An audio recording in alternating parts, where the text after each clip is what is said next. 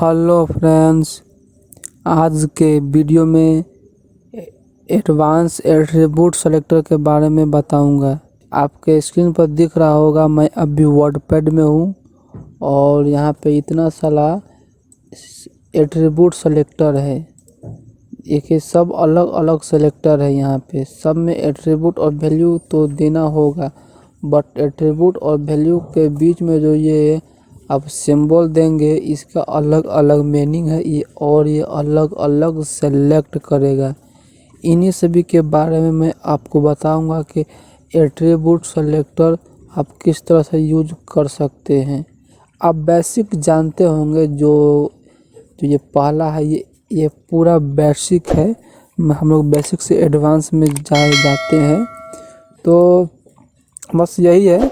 देखिए, एट्रीब्यूट का सेलेक्टर का मतलब क्या है कि आप जो भी HTML का टैग होता है, टैग में एट्रीब्यूट क्लास होता है, उसको सेलेक्ट करके CSS में आप अपने अनुसार उसमें डिजाइन करना चाहते हैं, कलर देना चाहते हैं, विद हाइट जो भी देना चाहते हैं उसको सेलेक्टर के माध्यम से सेलेक्ट करना हो पड़ता है।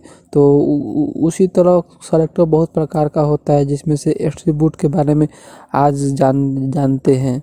तो चलिए, सबसे पहले कोई भी आप एक नोटपैड खोल लीजिए। तो जैसे मैं सबलाइन टेक्स्ट एडिटर को ओपन कर दिया हूँ और सिंपल सा एक HTML5 के शब्दों में स्ट्रक्चर कर लीजिएगा। मैं यहाँ पे कर लिया हूँ और इसके अंदर मैं कुछ कंटेंट को लिख देता हूँ जो आपको समझाने में आसानी हो।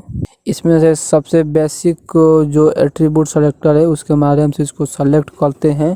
तो जैसे कि मैं हेड के अंदर स्टाइल को शुरू करता हूँ और यहाँ पे क्लोज कर दूँगा और सिंपली मैं लिखूँगा इस तरह से सेलेक्टर, जिसमें मैं इसी से पहले H1 देता हूँ, क्योंकि H1 में ही मेरे को ये चेक करना है।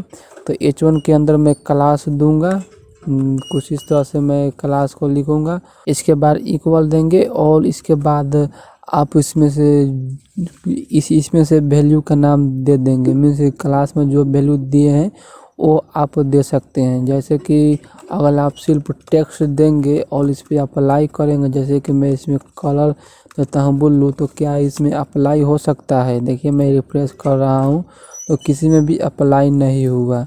आपको कम्प्लीटली आपको लिखना होगा हर एक को।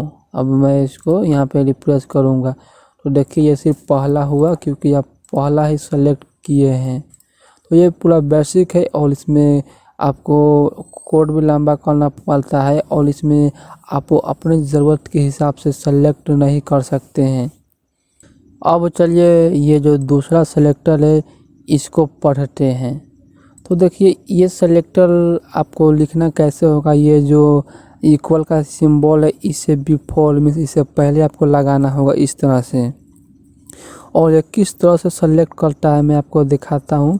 यहाँ से ये हाइफन इसको मैं रिमूव कर देता हूँ और यहाँ पे भी हाइफन इसको रिमूव कर देता हूँ। अगर आप यहाँ पे सिर्फ 1 लिखेंगे और सेव करने के बाद यहाँ पे आप रिफ्रेश करेंगे तो देखिए देख रहे हैं ये 1 को सेलेक्ट कर लिया।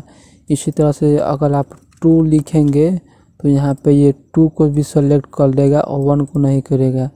और यहाँ पे टेक्स्ट लिखते हैं इस तरह से, और मैं इसको यहाँ पे रिफ्रेश कर रहा हूँ तो ये देखिए दोनों में आ गया। मीन्स ये जो सिंबल है ना, ये सिर्फ 1 को ही देता है। मीन्स देखिए ये जो टेक्स्ट लिखा हुआ है यहाँ पे स्पेस है, मीन्स ये स्पेस काउंट नहीं करता है। मीन्स काउंट भी नहीं करता है, ये सिर्फ 1 वर्ड देखता है, उसके बाद ये वर्ड नहीं देखता है। तो ये हर एक सेलेक्टर का अपना अपना खूबी है। तो इसमें यही खूबी है कि अगर आप सभी का एक नाम देते हैं तो वो एक बार ही सेलेक्ट हो जाएगा इस तरह से। और जो तीसरा नंबर पे है वो है इस तरह सा, इक्वल से पहले आप ये सिंबल देंगे। तो करना क्या होगा, सिंपल सा वही करना होगा। आपको ये इक्वल का जहाँ पे सिंबल है उससे पहले इस तरह का सिंबल आपको दे देना होगा। अब चलिए इसको बताते हैं कि इसको कैसे उपयोग करेंगे। ये बेसिकली शुरुआत को ही ये सेलेक्ट करता है। जैसे कि यहाँ पे टेक्स्ट है, मैं सभी टेक्स्ट को सेलेक्ट कर लिया हूँ। अब मैं सेव करूँगा और फिर मैं यहाँ से इसको रिफ्रेश करूँगा। तो आप गौर से देखिए, ये जो पहला है ये सेलेक्ट नहीं हुआ और ये जो लास्ट का तीसरा है ये सेलेक्ट हो गया। ये तो मैं सिर्फ इसमें नाम लिखा हूँ, टेक्स्ट लिखा हूँ, तो ये इस दोनों में ये मैच कर रहा है, बट ये इसको सेलेक्ट नहीं किया, बल्कि इसके अलावा इसके साथ जो क्लास है उसको ये सेलेक्ट किया। मीन्स ये देखेगा कि जो क्लास है उसमें जो सबसे फर्स्ट लेटर जो है वो इससे मैच कर रहा है या नहीं, हाइफन से पहले। तो ये देखिए यहाँ पे हाइफन इसे ये मैच कर रहा है। अगर मैं इसको हाइफन को रिमूव भी कर दूँ तभी मैं रिफ्रेश करूँगा और यहाँ पे रिफ्रेश करूँगा तो देखिए वहाँ से भी वो हट गया। सिर्फ ये आपको जो हाइफन है, हाइफन से पहले वो टेक्स्ट होना चाहिए और उसके बाद कोई भी आप कंटेंट लिख लीजिए, उससे ये फर्क नहीं पड़ेगा। तो ये भी एक सेलेक्टर है। उसके बाद ये एक सेलेक्टर है। इससे पहले इस ऐसा आपका सिंबल देना होगा। तो आपको फिर करना क्या होगा, जो यहाँ पे इक्वल आप लिखे हैं, इक्वल से पहले आपको उस तरह का सिंबल देना होगा। ये भी शुरुआत को ही सेलेक्ट करता है, जैसे कि इक्वल से पहले आप इस तरह का सिंबल दे सकते हैं।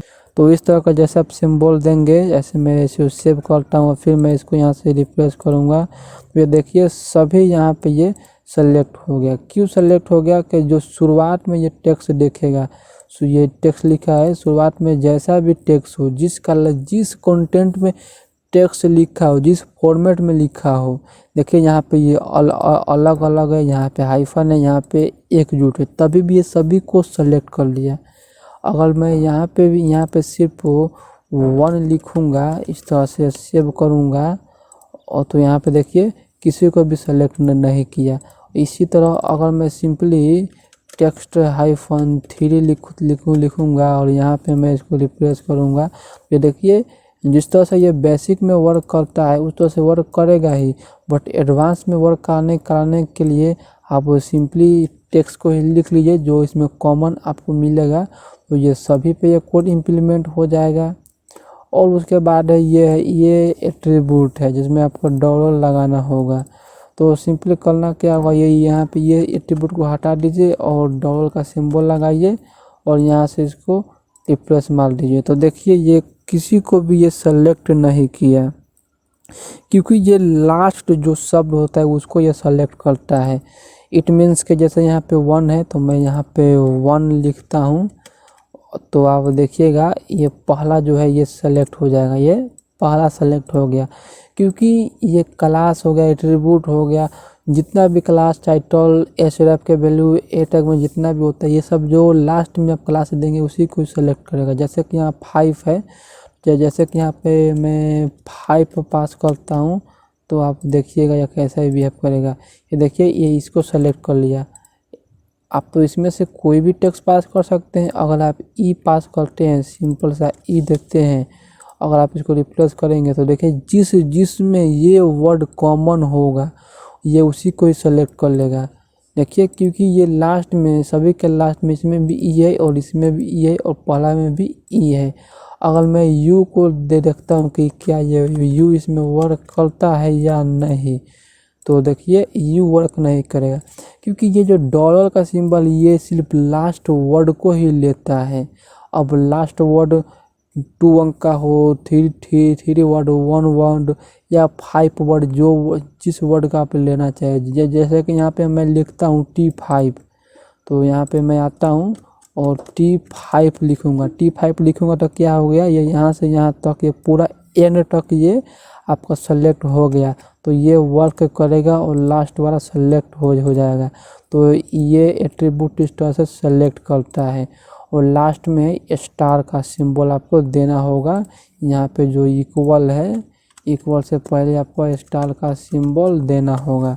अगर मैं इसको रिप्लेस करने के बाद यहाँ पे रिप्लेस करूँगा तो ये देखिए ये उसको इस तरह से सेलेक्ट कर लिया। ये बहुत ही कमाल का है फ्रेंड। देखिएगा मैं यहाँ पे सिर्फ ओ देता हूँ और सेव करता हूँ और यहाँ से मैं इसको रिप्लेस करूँगा तो ये देखिए 3 को सेलेक्ट कर लिया।